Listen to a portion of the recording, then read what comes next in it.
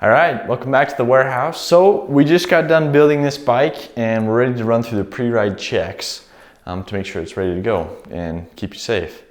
So first thing I'm gonna check is tires.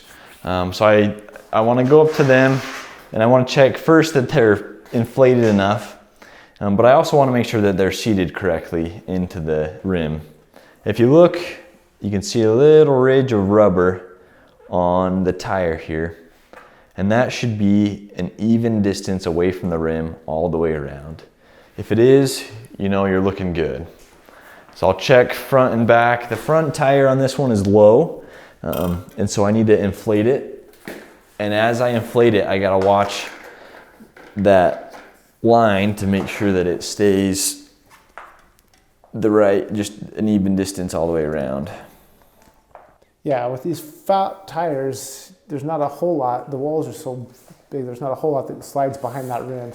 And the pressure you're looking for is about 15 on these bikes for pretty much any condition. If you want to go on the beach, you can drop that down some in the sand. But you definitely don't want to go. I know that maybe the tires on some of them, they say they can go up to 30 PSI, but you don't want to, if you overdo it, you run the risk of popping the tire off that rim. So you gotta be careful and really watch it.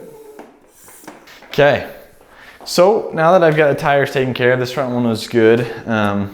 Next thing I wanna check is I wanna do kind of the mechanics of the bike. So I wanna make sure that the brakes are functioning properly and that they're adjusted correctly, and I also wanna check the shifting. So for the brakes, you wanna make sure that you have an even, on this 650, it's a cable into a hydraulic, and so it's a mix of it's a hybrid, of a mechanical slash hybrid slash hydraulic. Yeah, so there is some adjustment as far as if you were to grab a full hydraulic and squeeze it, and if you look on my handlebars here, my back brake goes farther, pushes farther than my front brake does.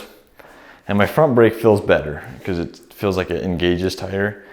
So an easy adjustment on these hybrids is I can just adjust this barrel adjuster here. So you have barrel adjusters at both the top and the bottom, right? Yes, that is very true. So I guess I could just use the bottom one, but that's fine. I'll show you on the top one here. But you can only adjust the barrel adjuster so far before you have to make an adjustment on the cable itself, right? Right, you don't want to extend. So kind of how the barrel adjuster works is in order to tighten the cable, you loosen up the barrel adjuster. And so there it gets to a point, or I'll show you, I'm just gonna tighten it really tight here. But there gets to a point where eventually it's like too far out. So this would be, I'd consider that too far out, where it's just so far that if you were to crash or anything, it would blow out the aluminum here. And so anyway, I don't need to go that far for this one. I'm just loosening it so it's level with the other side here. And that's about where I want it. So as you see, I loosened out this part of the barrel adjuster, and then this is kind of like a lock ring. And so I'm gonna tighten that to right about there. And that keeps it in place. And now they feel nice and tight together. So next step with the brakes is I'm just gonna listen to them. I'm gonna lift them up, and if you stand over your bike like this, you can look down, and I'm looking down at the pads and the caliper where they connect with the rotor, and I'm looking for gaps. And what you want is you want a gap on both sides of the rotor, between the pad and the rotor. So so what I'm going to do is you got to make sure that it has that gap all the way around. So if I lift it up and spin your wheel, you can kind of watch the rotor and see what it's doing. So this one, I don't know if you can hear that, but it does not have Let me put my mic down good there. gaps. Yeah, I'll spin it fast for you. Hear that? So if you ever hear that noise, that is the brake rotor rubbing against the pads when it shouldn't be, right? It's obviously gonna make that noise when you squeeze the brake, but so when I was looking down, I was watching it and I noticed I could see from up here that it was hitting, that the rotor was hitting both sides. So there's three adjustments that you make. One is you adjust the caliper. So an easy adjustment, you just loosen these two bolts just a little bit, and you can kind of pivot and move this so that it's centered. One at the bottom and one at the top. Yep, so those two, and they're both 5 millimeters. An easy way to get that centered is if I loosen both of these, then I'll just loosen it just enough so that I have some movement here. Then I'm gonna squeeze my brake, and then I'm gonna tighten them back up. And that does a really pretty good, I just wanna kind of go snug, and a little bit tighter, and just kind of keep working back and forth until it's pretty solid. And that kind of helps get it centered. Now, on this one, as I was watching it, I noticed it already was pretty centered. The issue is that there's a little bit of warping in the rotor, which is very common. It happens all the time. Just kind of part of the manufacturing of them. Most of them are pressed. And so I'll show you how to adjust that with something as simple as a screwdriver. What you want to do again is you kind of want to spin it until you hear it rub at one spot. So I can tell right there it's rubbing, I can see that. And so I can see that it's rubbing on this side of the caliper versus that side. And so where it's rubbing, I'm gonna kind of bring it out to where I can move it. So it was rubbing right through this area. And so what I wanna do is just take my screwdriver and I can kind of stick it in here and get some leverage. And I just wanna kind of flex it just like that. Just little movements. And what that's doing is pushing it back to center, to true. So I'll double check it and see how I did. So it's still rubbing a little bit right in there. So I'll go through and I'll just kind of do that a little bit more. And if you mess this up royally, you can always order new rotors. I mean, any bike shop, any bike website should have them. Yeah, exactly. So now I got that one side. Now you can hear it's still rubbing, but it's rubbing on the other side only. So there's a big spot, so right there. I'm gonna bend it the other way. And it's kind of a tedious process, but you just kind of have to go back and forth till you get all of that noise gone. Once all the noise is gone, then you're set, you're ready to roll. Now, how often do you have to do this? Usually just in the initial setup. Do you ever get to a point where you're like, it's close enough? Yeah. If it's making it just like a teeny plinging noise, and the back's kind of doing it, I think, when we kind of checked this bike before. What happens when it is, it can get warped over time, but what's happening is it just causes the wear. It causes the pads to wear in the wrong way, basically. And so that'll just make it, so if you adjust it properly, it'll just make it so that your pads will last longer. There's not any decrease in stopping power if you don't fix it. Like if you just run on it, you'll still be able to stop just fine. It's just gonna, have a little annoying pling, or it's going to just wear sooner. So I'll keep working on that. At least you guys know how to do it. Now, the back one, again, I'm just gonna kind of lift, or I guess I can just kind of pivot this one up. A lot of bike shops like to run this one backwards. When you run it forwards, you hear the click of the cassette, so it's kind of hard to hear where it's making the noise. But on this one, you can tell right there's a spot that's rubbing.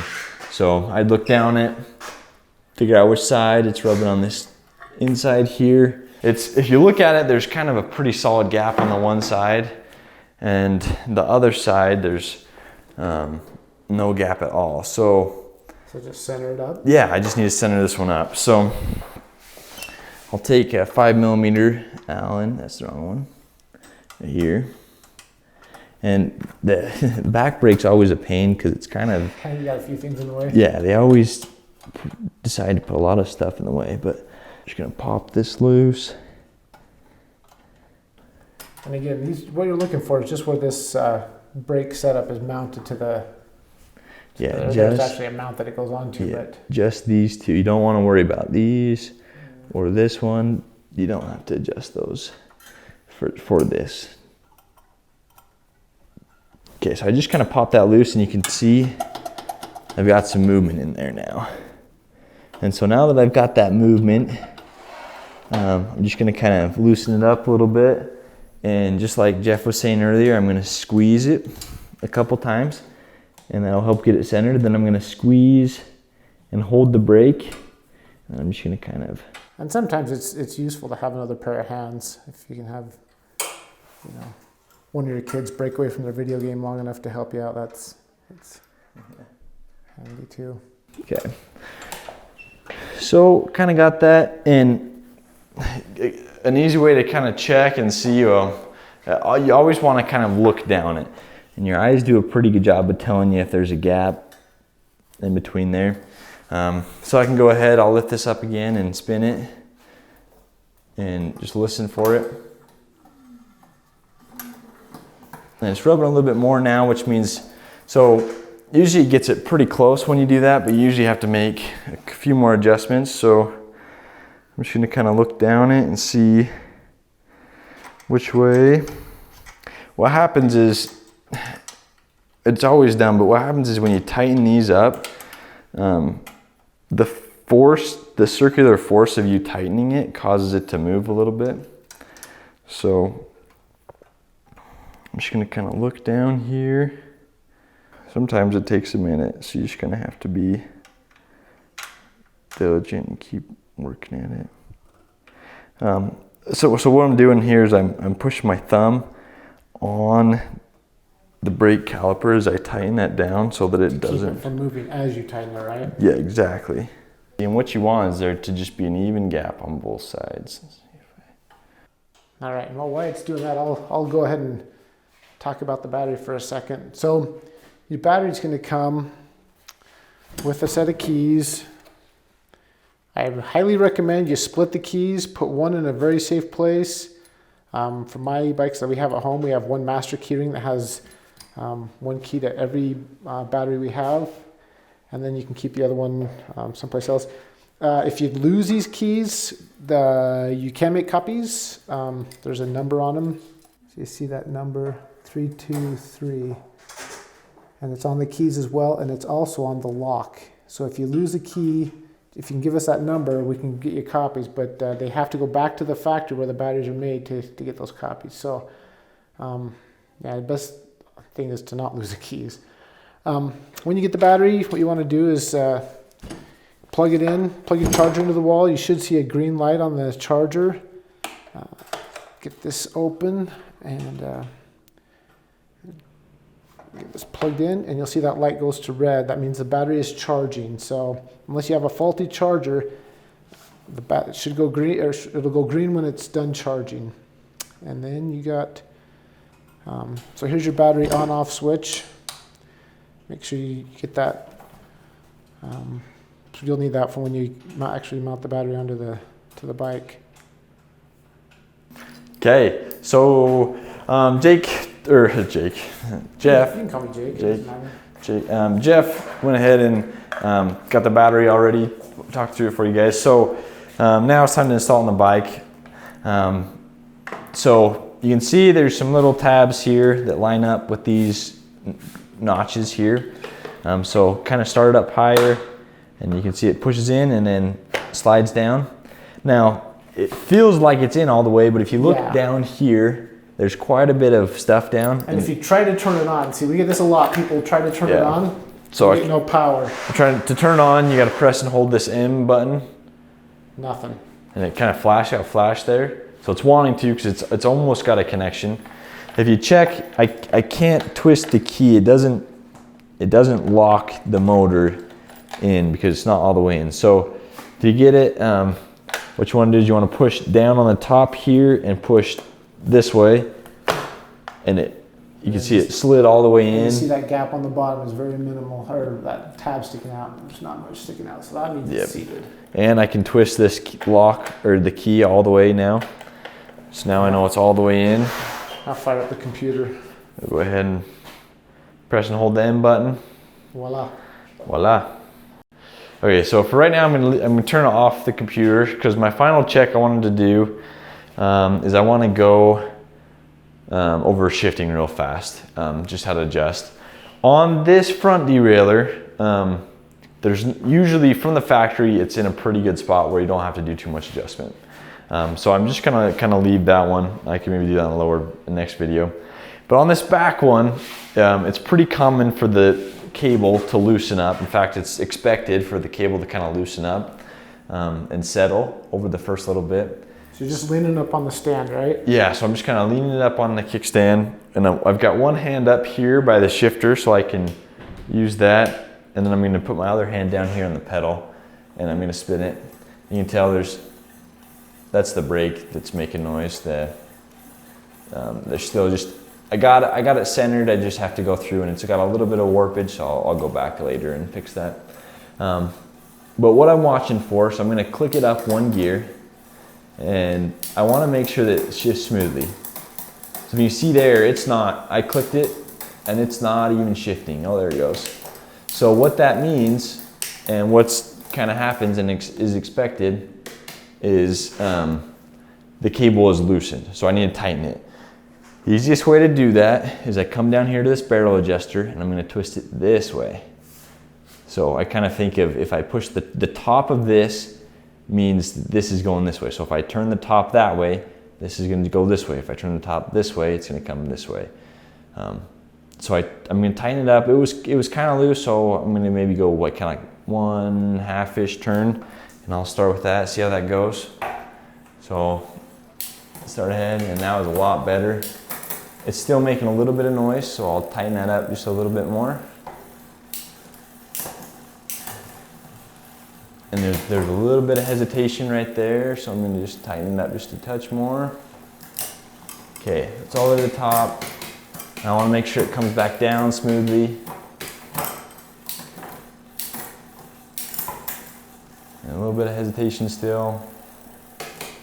So you're doing about a 1/4 turn each time, right, with adjustment? Yeah, just about a 1/4 turn, just to kind of, you don't want to do too much too soon. Let me tighten that just a touch more.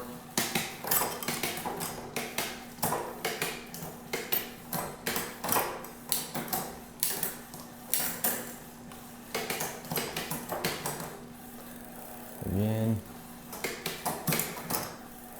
Okay, a little bit more.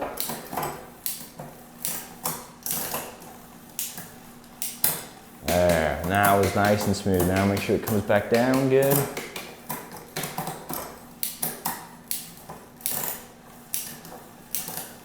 Okay, still maybe just a touch of hesitation. Maybe go just a little bit more.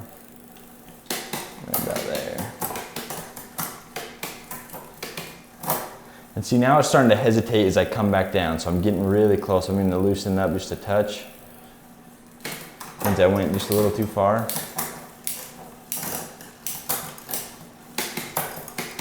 That's about right where we want it. Nice and smooth. Up, nice and smooth down. Okay. What else have you got? That's about it. So just the brakes. I've gone through the shifting on this one, made sure that it's going to work okay. Like I said, the front one, I'll maybe go through in a different video later and kind of explain how to adjust it. For right now, you don't have to worry about it too much, just because this has a lot of adjustment in it, in the lever. So you just kind of click it till it's in the gear you want, until it's not making noise. So I'm ready to fire up my bike and get it ready for a ride. Okay, well that's it. That's it for the setup. That's it. If you guys have any questions, feel free to reach out to us, let us know.